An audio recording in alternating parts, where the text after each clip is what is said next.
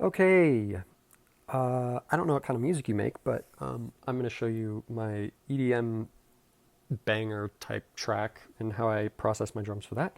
But this is what it sounds like. For sure.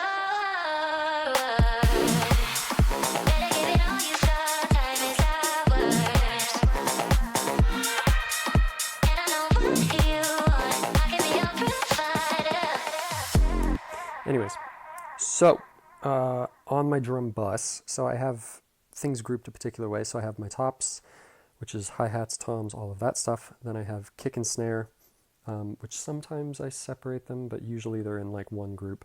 Um, and then they go into the drums. So starting at the top, the drums, this is what I put on my drums typically. I also have this alternative one, which I'm using more recently, which just has the mono tape on it, which is really nice. I like that one. But for this track, this is what I did. So slow attack, this is where I have the release usually on most tracks, but this controls kind of how long the drums decay for. So you can shorten the kick essentially by dialing in the release to a certain point. So play around with that, but this is usually where I like it. And I'm aiming for like minus 5 dB. And then I have a clipper. So everything is clipped. So anywhere where transients hit at the same time, they get super loud. So they're super pokey.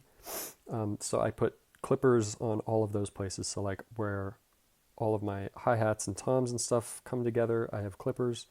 Kick and snare, clip, group, clip. And I do that on basically all of my tracks. And I'm only doing a little tiny bit of clipping. It's just to manage the tips of the transients so that they don't get out of control.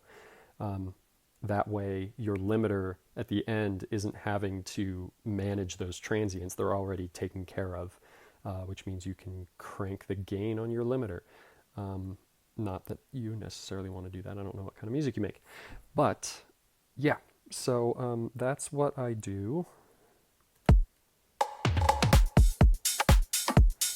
And this should really, you shouldn't really hear much distortion on the clipping. Like it should just be just tiny bit.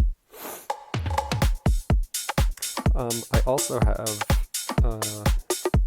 sidechain on my tops, so my hi-hats and stuff, so they kind of have a little extra groove.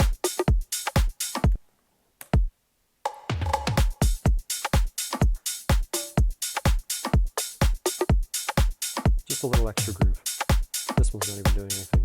The clipper here. I don't even know if I'm doing much as far as clipping go. Oh, it might be because, yeah, I have other stuff going on. Anyways, yeah, that's it. That's how I do my drums. It mostly comes down to sound selection, though. Find good samples, and you should be good, realistically, as long as you think my drums sound good, I guess. Yeah.